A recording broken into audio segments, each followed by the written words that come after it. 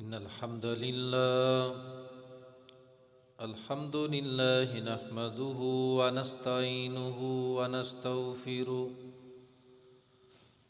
ونعوذ بالله من شرور أنفسنا ومن سيئات أعمالنا من يهده الله فلا مضل له ومن يضلله فلا هادي له أشهد أن لا إله إلا الله وحده لا شريك له وأشهد أن محمدًا عبده ورسوله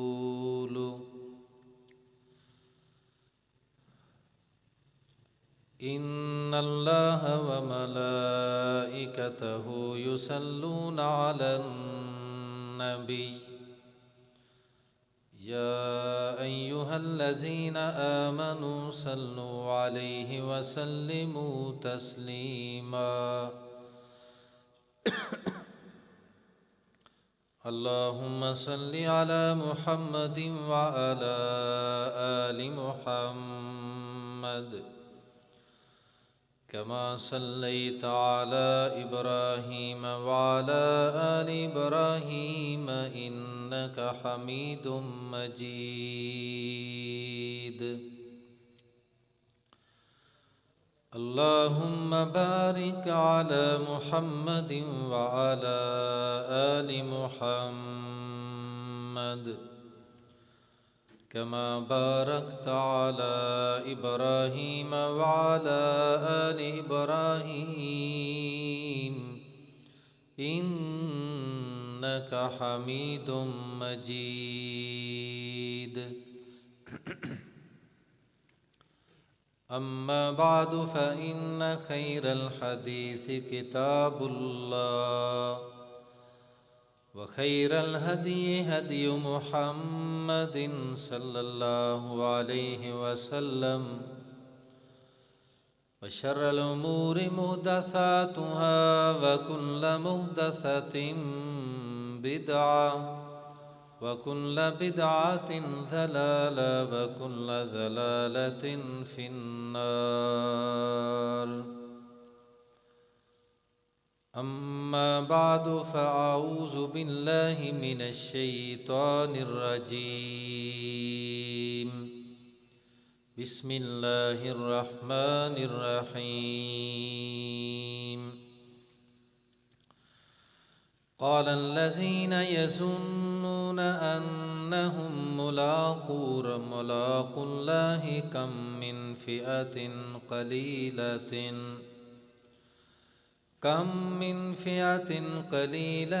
غلبت فئة كثيرة بإذن الله والله مع الصابرين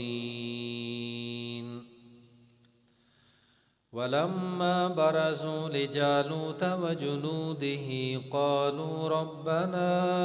أفرغ علينا صبرا وثبت أقدامنا وانصرنا على القوم الكافرين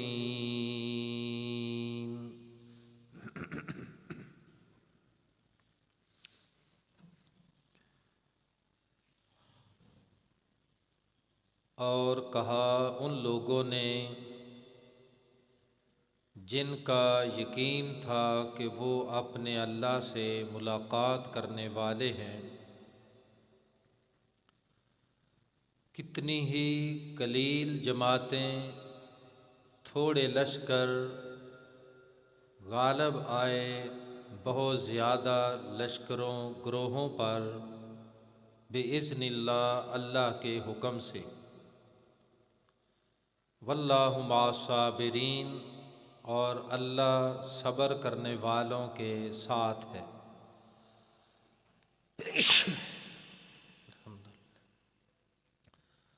سامعین محترم، اللہ وحدہ لا شریک کی حمد و ثنا اور امام کائنات، رحمت کائنات، امام الانبیاء حضرت محمد الرسول اللہ صلی اللہ علیہ وآلہ واصحابہ اجمعین کی ذات گرامی پر درود و سلام کے بعد سورہ البقرہ کی آیت نمبر 249 اور 50 آپ کے سامنے تلاوت کی ہے۔ ان آیات مبارکہ میں اللہ رب العالمین نے ایک ایسے لشکر کا تذکرہ کیا ہے جس کا مقابلہ ایک بہت بڑی فوج، بڑے طاقتور لشکر کے ساتھ، اور اس لشکر کے پاس ہر قسم کے جنگی ہتھیار بھی تھے اور مقابلہ کرنے والے لوگ بھی تھوڑے اور ان کے پاس جنگی اسلحہ بھی بہت کم تھا۔ یہ دونوں گروہ ان کا تعلق بنی اسرائیل سے ہے۔ بنی اسرائیل جس کو اللہ پاک نے بادشاہت بھی دی اور نبوت بھی دی، سینکڑوں نبی بھیجے، اور پھر ان کی بداعمالیوں کی وجہ سے ان کو کئی موقعوں پر سزا بھی ملی۔ کئی کافر بادشاہوں نے ان پر ظلم و ستم کیے، جن میں سر فہرست فرعون کا ظلم و ستم تھا بنی اسرائیل پر۔ تو اللہ پاک نے مدد کے لیے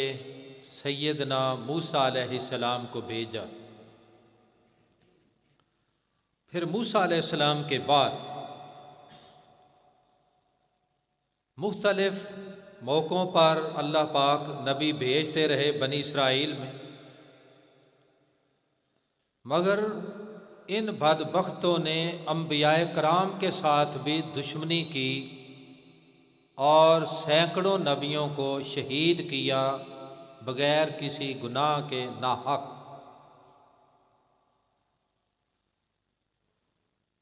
تو پھر اللہ پاک نے فرعون کے بعد بھی کئی بادشاہوں کو اور کئی کافر لشکروں کو ان پر غالب کر دیا۔ ان میں ایک عمالقہ قوم جس کا نام مفسرین نے لکھا ہے کہ بڑی طاقتور فوج تھی، لشکر تھا، اور ان کا بادشاہ جس کا نام جالوت تھا، انہوں نے بنی اسرائیل پر حملے کر کے ان کو برباد کر دیا، ان کے مکانوں پہ قبضے کر لیے، عورتوں اور بچوں کو غلام بنا لیا، ان کی تباہی کر دی۔ پھر یہ مدد کے لیے پکارنے لگے، اور اس وقت کے اللہ کے نبی حضرت سمویل علیہ السلام ان سے مطالبہ کیا کہ ہم اپنے دشمن سے لڑنا چاہتے ہیں، تو آپ کوئی ہمارا بادشاہ، کوئی لیڈر، کوئی کمانڈر مقرر کیجئے،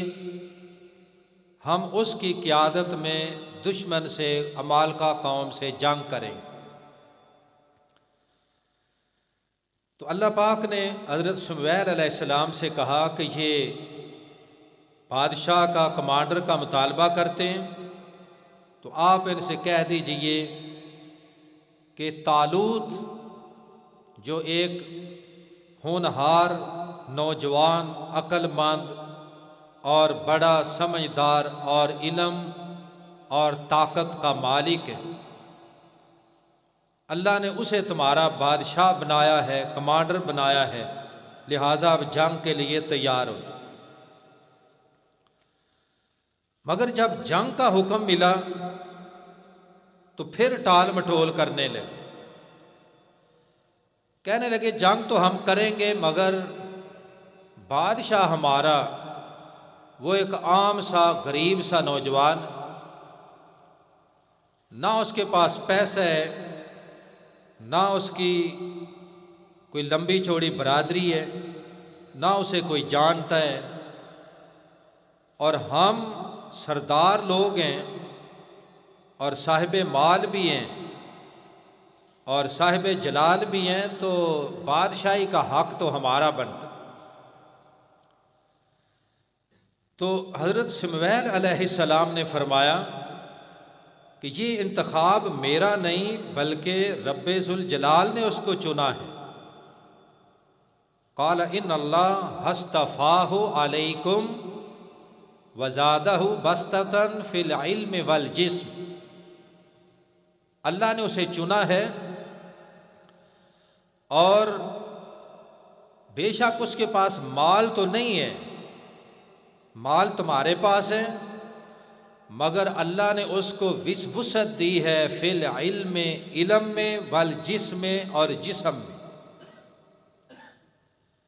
کسی بھی قابل حکمران کے لیے یہاں اللہ پاک نے 2 شرطیں بیان فرمائیں۔ یہ نہیں کہا کہ اس کے پاس لمبا چوڑا مال ہونا چاہیے، اس کی پارٹی ملک کی سب سے بڑی پارٹی ہونی چاہیے، بے شک وہ اکیلا ہے، مگر اس کے پاس ایک تو علم ہونا چاہیے کہ جس کی بنیاد پر وہ سوچ سمجھ اور فراست کے ساتھ حکومتی معاملات کو چلائے۔ نمبر 2، اس کے پاس مضبوط جسم ہو، کمزور، لاغر، بوڑھا اس قسم کا بادشاہ نہیں ہو سکتا، بلکہ طاقتور بھی ہو، جوان بھی ہو، اور اس کے ساتھ ساتھ جسمانی قوت کا مالک ہو سب سے زیادہ۔ تو کہا کہ اللہ نے اس کا انتخاب کیا ہے، واللہ یؤتی ملکہ من یشاء، اور اللہ جس کو چاہتا ہے بادشاہ دے دیتا ہے، واللہ واسع علیم، اور اللہ اپنے علم کی وسعت کے لحاظ سے جو فیصلہ کرتا ہے وہی حقیقت پر مبنی۔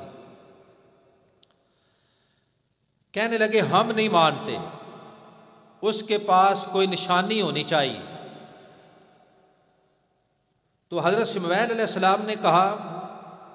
ان آیۃ ملکہ ان یاتیکم التابوت فیہ سکینۃ من ربکم وبقیۃ مما ترک آل موسیٰ وآل ہارون تحملہ الملائکہ۔ کہا کہ طالوت کی بادشاہت اللہ نے مقرر کی ہے تو اس کی نشانی بھی سن لو کہ تمہارا وہ تابوت سکینہ جو عمالقہ قوم جنگ کے دوران بنی اسرائیل سے چھین کر لے گئی تھی، اور اس تابوت کے اندر سکینت بھی تھی اور کچھ خصوصی علامات تھیں، نشانیاں تھیں موسیٰ اور ہارون علیہ السلام کی۔ مفسرین نے لکھا کہ اس میں موسیٰ علیہ السلام کو ملنے والی وہ تختیاں تھیں جو کوہ طور پر ملی، ایک تورات کا نسخہ تھا جو موسیٰ علیہ السلام نے خود لکھوایا، اسی طرح اس میں موسیٰ علیہ السلام کا وہ عصا بھی تھا جس کو پھینکتے تو وہ بہت بڑا اژدہا بن جاتا۔ اس طرح کی وہ نشانیاں تھیں اس تابوت میں،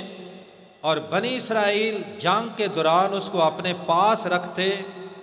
اس سے ان کو حوصلہ ہوتا، دلی تسکین ہوتی، اور سمجھتے کہ جب تک ہمارے پاس ہے ہمیں شکست نہیں ہو۔ وہ تابوت بھی ان سے چھین گیا۔ تو سمویل علیہ السلام نے کہا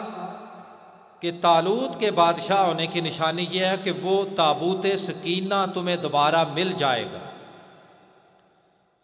تحملہ الملائکہ، فرشتے اس کو لے کر آئیں گے تمہارے پاس۔ وجہ یہ بنی کہ عمالقہ قوم نے وہ تابوت رکھا ہوا تھا اپنے پاس، اللہ نے ان کے علاقے میں ایسی وبا پھیلا دی اللہ کے حکم سے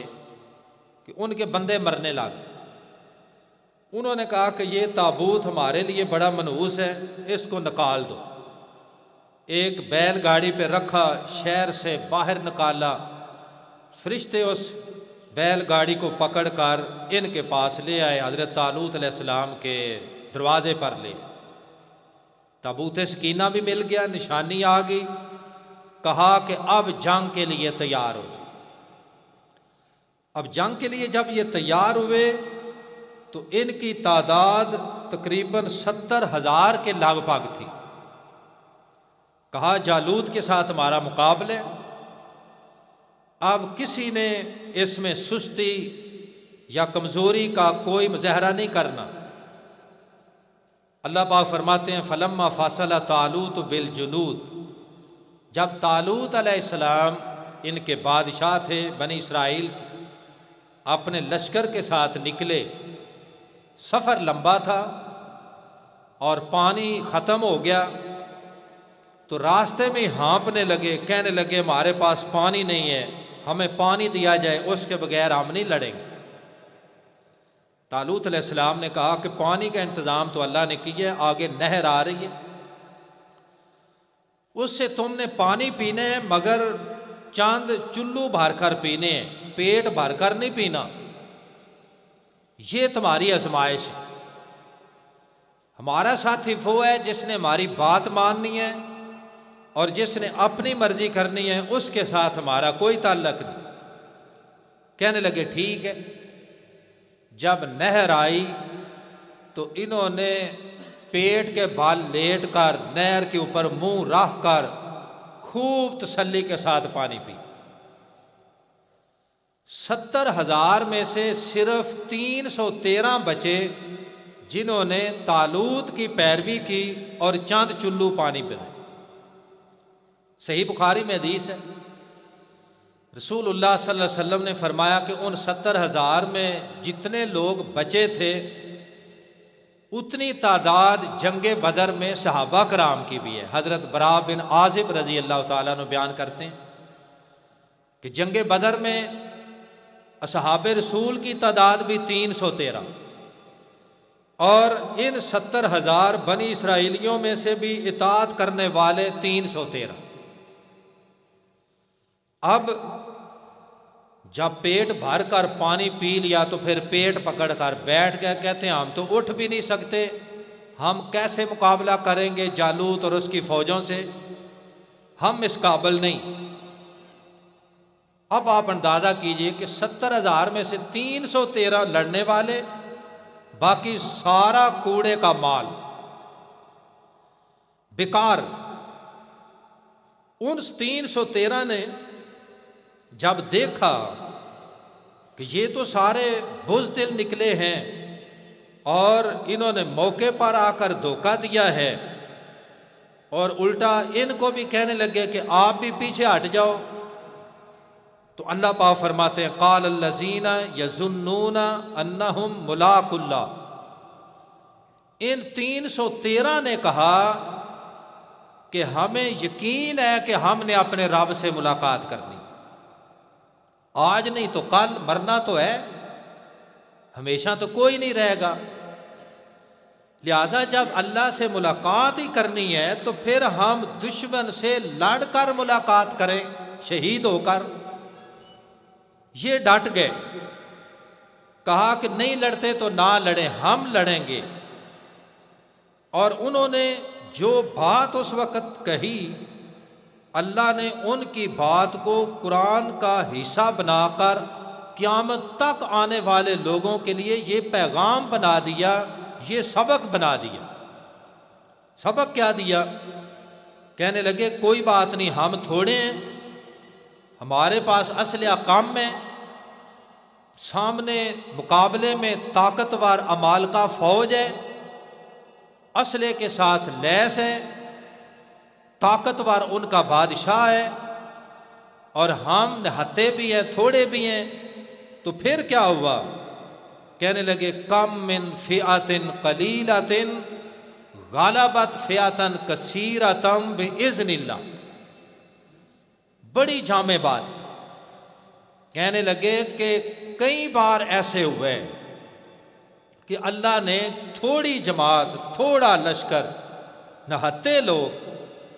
جب وہ طاقتور دشمن کے مقابلے میں کھڑے ہو گئے اور یہ یقین رکھا کہ ہم نے اپنے رب سے ملاقات کرنی ہے، غلبت فئۃ کثیرۃ باذن اللہ، اللہ نے اپنے حکم سے، اپنی مدد سے، اپنی قدرت سے اس تھوڑی جماعت کو بڑے طاقتور لشکر پر غالب کر دیا۔ کہنے لگے کم من فئۃ قلیلۃ غلبت فئۃ کثیرۃ باذن اللہ۔ اصل بات یہ کہ اللہ پاک کے اذن اور اس کے حکم کے ساتھ جب انسان کا اللہ پر بھروسہ ہو تو پھر باذن اللہ یہ اتنا طاقتور جملہ ہے کہ بڑے بڑے دشمنوں کے اوثان ہی خطا ہو جاتے ہیں۔ حدیث پاک میں آتا ہے ایک دفعہ رسول اللہ صلی اللہ علیہ وسلم جہاد کے سفر پر جا رہے تھے، لشکر تھک گیا، دوپہر کا ٹائم تھا، آپ نے فرمایا بھائی تو کچھ دیر آرام کرو۔ درختوں کے سائے میں صحابہ کرام لیٹ گئے، نبی پاک نے بھی اپنی تلوار درخت کے ساتھ لٹکا دی اور درخت کے نیچے لیٹے اور سو گئے۔ اب دشمن پیچھا کر رہا ہے، ایک ہی دشمن ہے جس نے یہ تہیا کیا تھا کہ میں نے مسلمانوں کے نبی کو شہید کرنے، آپ کے سر پر آ کر تلوار پکڑ لی اور کہنے لگا اے محمد صلی اللہ علیہ وسلم اب بتاؤ میری تلوار سے تمہیں کون بچائے گا۔ یہ جو ہتھیاروں پر اعتماد رکھتے ہیں نا، یہ ان کے لیے پیغام ہے کہ ہتھیار ہر جگہ کارگر نہیں ہوتے۔ کہنے لگا میں یاسموں کا منی، آج میری اس تلوار سے تمہیں کون بچائے گا۔ صحابہ کرام دور دور درختوں کے نیچے سوئے ہوئے ہیں اور نبی پاک نے کوئی شور نہیں ڈالا کہ میرا دشمن میرے سر پہ ہے مجھے آ کے بچاؤ، کوئی واہ ویلا نہیں کیا،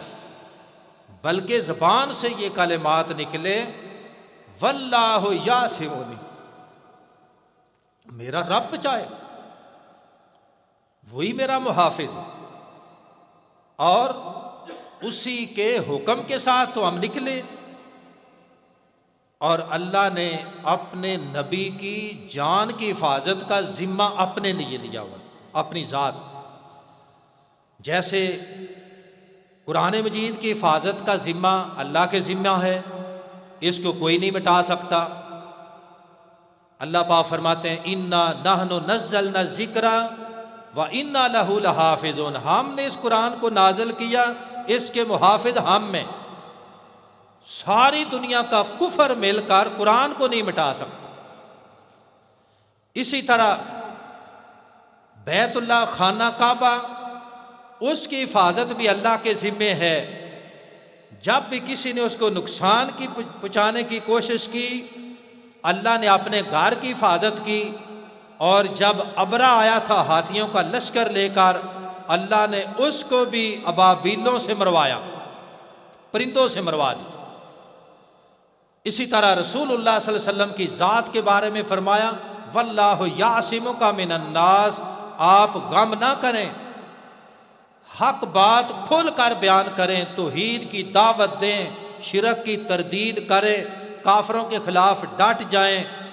کسی چیز کی پرواہ نہ کریں۔ واللہ یعصمک من الناس، اللہ نے آپ کو لوگوں کے حملوں سے محفوظ کر دیا ہے۔ جب یہ حکم آیا تو آپ اپنے ساتھ کوئی گن مین، کوئی باڈی گارڈ، کوئی محافظ نہیں رکھتے تھے، اس سے پہلے کچھ انتظام رکھتے تھے۔ تو خیر اس موقع پر فرمایا واللہ یعصمنی، میرا رب مجھے بچائے گا۔ جب اتنی بات کی کہ اللہ کا نام لیا تو وہ دشمن کانپنے لگا، تلوار نیچے گر گئی، نبی پاک نے اٹھے اپنی تلوار پکڑی، اب وہ نیچے گرا ہوا ہے، نبی پاک اوپر ہیں اور پوچھ رہے ہیں کہ اب تمہیں میری تلوار سے کون بچائے۔ وہ آگے سے معافی مانگنے لگ گیا۔ اب اس کا تو اللہ پر ایمان نہیں ہے، کہنے لگا مجھے معاف کیجئے، میں آئندہ آپ کے خلاف ایسی کوئی کارروائی نہیں کروں۔ نبی پاک نے اس کو معاف کر دیا۔ صحابہ کرام کو پتہ ہی نہیں چلا کارروائی کیا ہوئی، واقعہ کیا ہوا، کچھ بھی پتہ نہیں چلا۔ وہ جیسے آیا معافی مل گئی، واپس چلا گیا۔ نبی پاک نے ساری زندگی اپنی ذات کے لیے کسی سے کبھی بدلہ نہیں لیا، نہ کسی کافر سے، نہ کسی مخالف سے، نہ کسی منافق سے، نہ کسی غیر مسلم سے، نہ کسی اپنے سے، نہ کسی بگانے سے، سب کو معاف کر دیا۔ اور فتح مکہ کے موقع پر جو مثال قائم کی، آج تک وہ ہمارے سامنے موجود۔ تو خیر انہوں نے کہا کہ کتنے تھوڑے لشکر ہیں جو بڑے بڑے لشکروں پر غالب آ گئے، اور ہمارا اس پر ایمان ہے کہ اللہ ہماری ضرور مدد کرے گا۔ اور پھر اللہ نے مدد کی۔ یہ 313 نکلے، اور ان میں بادشاہ تو طالوت تھا، مگر اس کی کمان میں، اس کی قیادت میں حضرت داؤد علیہ السلام جو اللہ کے نبی بعد میں بنے، اس وقت یہ بھی خوبرو نوجوان تھے، بکریوں کے چرواہے تھے اور شکار کھیلتے تھے۔ حضرت داؤد علیہ السلام کے پاس ایک گلیلا ہوتا تھا جس میں پتھر ڈال کر جنگلی درندوں کو نشانہ لگاتے تھے، بڑے نشانہ باز۔ جب عمالقہ قوم کا سامنا ہوا تو ان کا بادشاہ جالوت نکلا، پورا جسم اس کا زرہ لوہے کے لباس میں۔ آج کا وہ زرہ کی جگہ بلٹ پروف جیکٹیں آ گئیں، سر پر بھی لوہے کا خود، پورے جسم پر لوہے کا لباس، ہاتھ میں تلوار اور تیر اور ڈال۔ اور اس نے مقابلے کی دعوت دی کہ کون ہے جو میرا مقابلہ کرے انفرادی۔ مقابلے میں نکلے تو حضرت داؤد علیہ السلام نکلے۔ ابھی نئی نئی جوانی ہے، بکریاں چرا رہے تھے، چراتے چراتے لشکر میں آ گئے،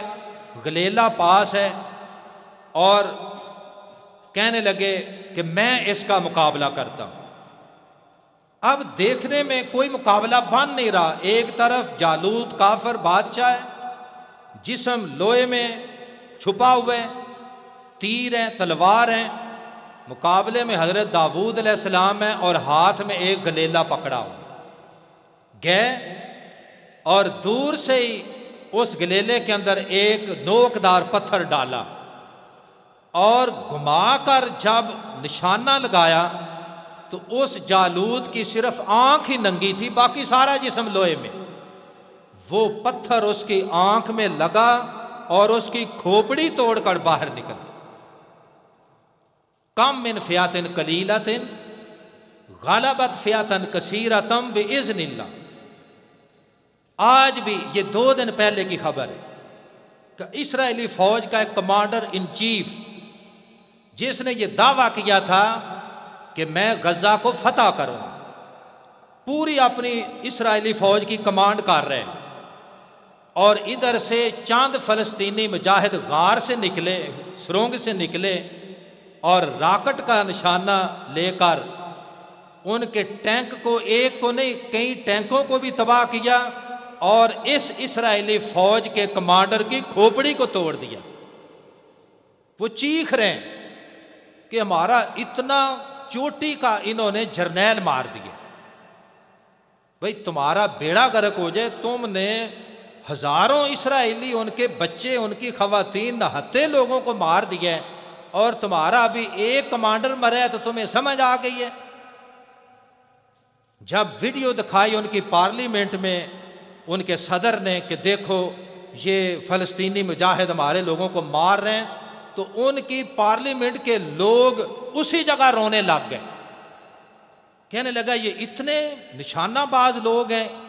ہم ان کو کچھ نہیں سمجھتے تھے، اور انہوں نے ایک ہی حملے کے اندر ہمارے 13 فوجی مار دیے۔ اللہ پاک فرماتے ہیں کم من فئۃ قلیلۃ غلبت فئۃ کثیرۃ بإذن اللہ، کہ کئی دفعہ ایسے ہوا کہ تھوڑے لشکر بے سر و سامان نہتے لوگ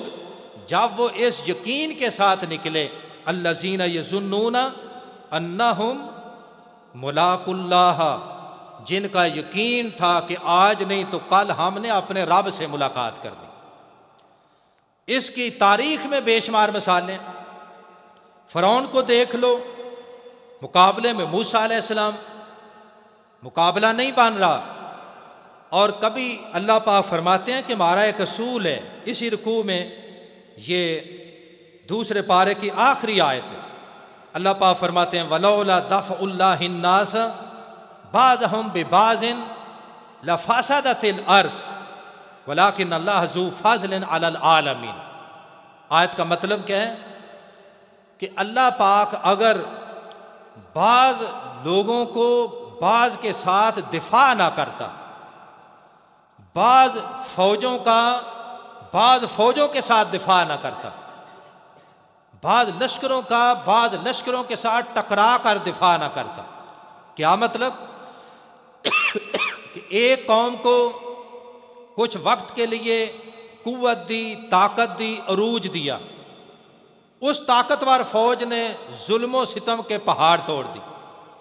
جیسے آج اسرائیلی فلسطینیوں پر ظلم کر رہے ہیں۔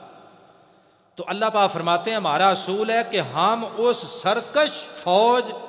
اور لشکر اور گروہ کی سرکشی کو توڑنے کے لیے مقابلے میں کسی دوسری فوج کو لے آتے ہیں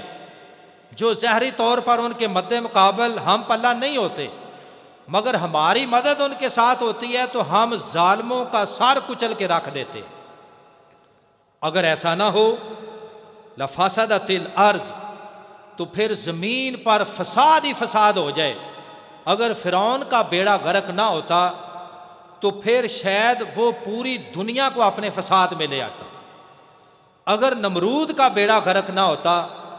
تو وہ پوری دنیا میں فساد برپا کر دیتا۔ اگر ابو جہل جنگ بدر میں قتل نہ ہوتا تو وہ پورے عرب میں تباہی پھیلا دیتا، پوری دنیا میں پھیلا دیتا۔ مگر اللہ پاک نے ہر سرکش گروہ، ہر سرکش انسان، ہر سرکش فوج اور ہر سرکش آرمی، اس کا غرور توڑا، ایک وقت کے بعد اس کو لوگوں کے سامنے عبرت بنا دیا۔ یہ اللہ پاک فرماتے ہیں اس لیے کہ اگر ہم ایسا نہ کریں تو پوری دنیا میں فساد پھیل جائے۔ آج محترم بھائیوں، فلسطینیوں کی مدد کرنا کیوں ضروری ہے؟ اس وجہ سے کہ اگر اس ظالم اسرائیلی فوج کا سر نہ پھوڑا گیا، ان کی کھوپڑی کو نہ توڑا گیا، تو یہ صرف اسرائیل تک نہیں رہیں گے، پھر یہ آگے بڑھیں گے، پھر شام، پھر لبنان، پھر یہ سعودی حکمران جو آج عیاشی میں ہیں، اپنے ملک میں عیاشی کے پروگرام چلا رہے ہیں اور بھول گئے اس بات کو کہ یہ ہمارا ازلی دشمن ہے، انبیاء کرام کا یہ اسرائیل دشمن ہے، اس کا گھیرا تنگ کریں، اس سے بائیکاٹ کریں، اس سے معاشی بائیکاٹ کریں، فلسطینیوں کی مدد کریں، بے پرواہ ہیں۔ تو پھر ایسا نہیں ہوگا کہ یہ ظالم اسرائیل اپنی علاقے تک محدود رہ جائے، یہ آگے بڑھے گا۔ مگر آج ان کا راستہ روکنے کے لیے اللہ نے فلسطینی مجاہد دین کو کھڑا کیا اور قدم قدم پر اللہ کی مدد ان کے شامل حال ہے۔ ابھی تک ان ظالموں کو سمجھ نہیں آ رہی، اسرائیلی فوجی چیخ رہے ہیں کہ ہمیں سمجھ نہیں آ رہی کہ ہمارا مقابلہ ہے کس کے ساتھ۔ ہم بڑا ساز و سامان لے کے آتے ہیں، ٹینک لے کے آتے ہیں، توپیں لے کے آتے ہیں، بحریہ کی مدد لے کر آتے ہیں، اوپر سے فضائی بمباری لے کر آتے ہیں، یہ اچانک نکلتے ہیں اور ایک ہی حملے کے اندر 12-13 فوجی مار کر غائب بھی ہو جاتے ہیں اور ہمیں نظر بھی نہیں آتے۔ آج یہ حال ہے ان اللہ کے مجاہدین کی مدد کا، اور دوسری طرف حال ہے مسلمان حکمرانوں کی بزدلی کا، ان کی پستی کا اور ان کے بے غیرتی کا۔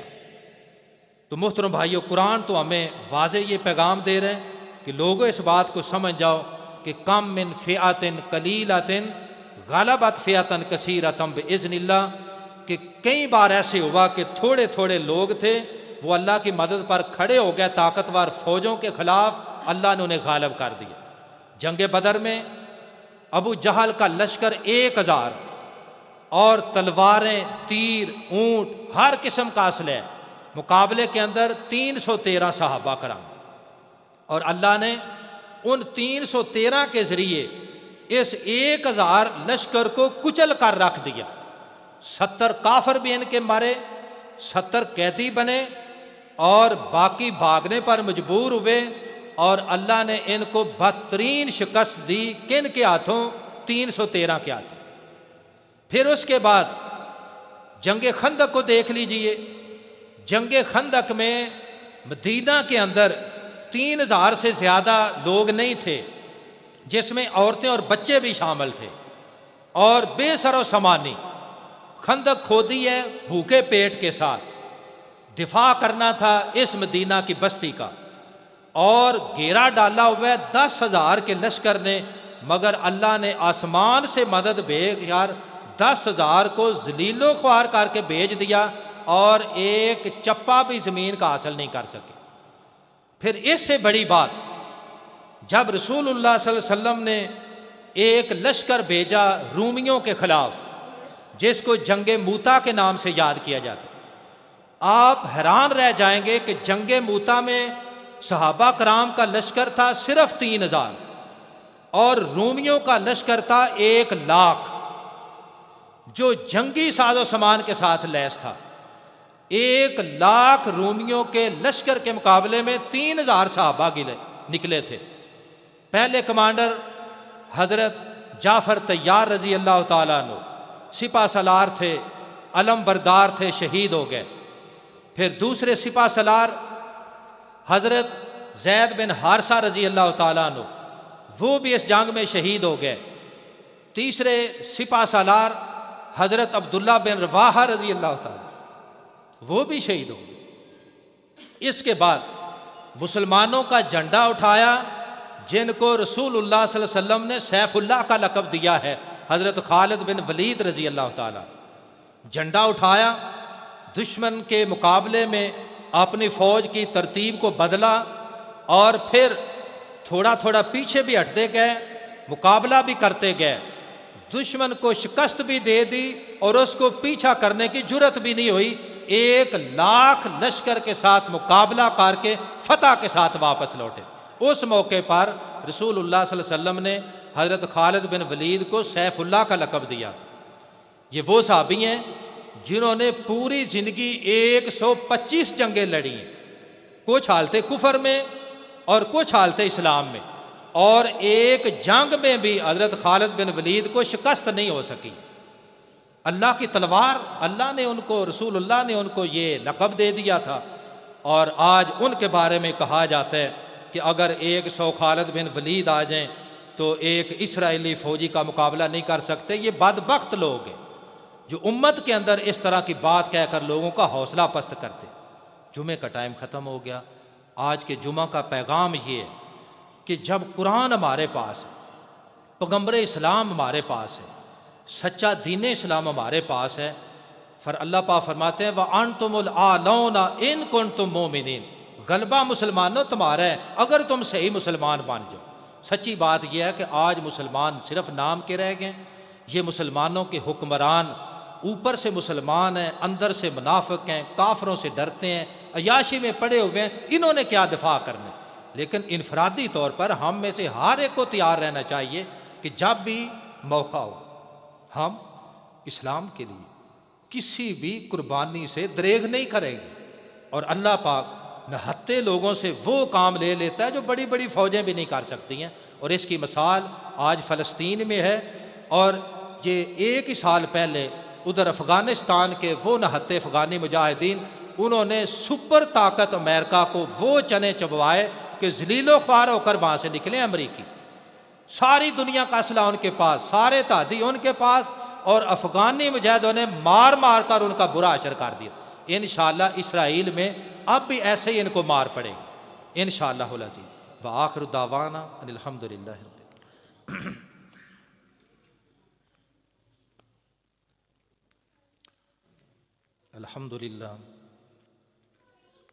الحمدللہ نحمدہ ونستعینہ ونستغفرہ ونعوذ باللہ من شرور انفسنا ومن سیئات اعمالنا من يهده الله فلا مضل له ومن يضلل فلا هادي له اشهد ان لا اله الا الله وحده لا شريك له واشهد ان محمدا عبده ورسوله اما بعد فان خير الحديث كتاب الله وخير الهدي هدي محمد صلى الله عليه وسلم وشر الامور محدثاتها وكل محدثة بدعة وكل بدعة ضلالة وكل ضلالة في النار اللهم اغفر لنا وللمؤمنين والمؤمنات والمسلمين والمسلمات اللهم ألف بين قلوبهم وأصلح ذات بينهم وانصرهم على عدوك وعدوهم اللهم لعن الكفرة الذين يصدون عن سبيلك ويكذبون رسلك ويقاتلون أولياءك اللهم خالف بين كلمتهم وزلزل أقدامهم وأنزل بهم باسك الذي لا ترده عن القوم المجرمين اللهم أهلك الظالمين بالظالمين اللهم عليك بالصليبيين والإسرائيليين اللهم خذهم أخذ عزيز مقتدر اللهم انصر الإسلام والمسلمين اللهم انصر المسلمين في فلسطين اللهم انصر المسلمين في غزة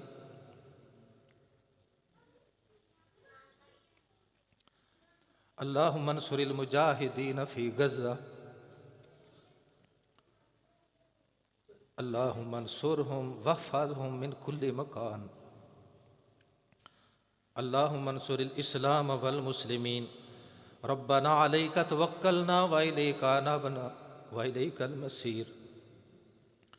ربنا أفرغ علينا صبرا وثبت أقدامنا وانصرنا على القوم الكافرين یا حی یا قیوم برحمتک نستغیث وصلی اللہ تعالی علی رسول خیر خلقہ محمد وعلی آلہ واصحابہ اجمعین برحمتک یا ارحم الراحمین.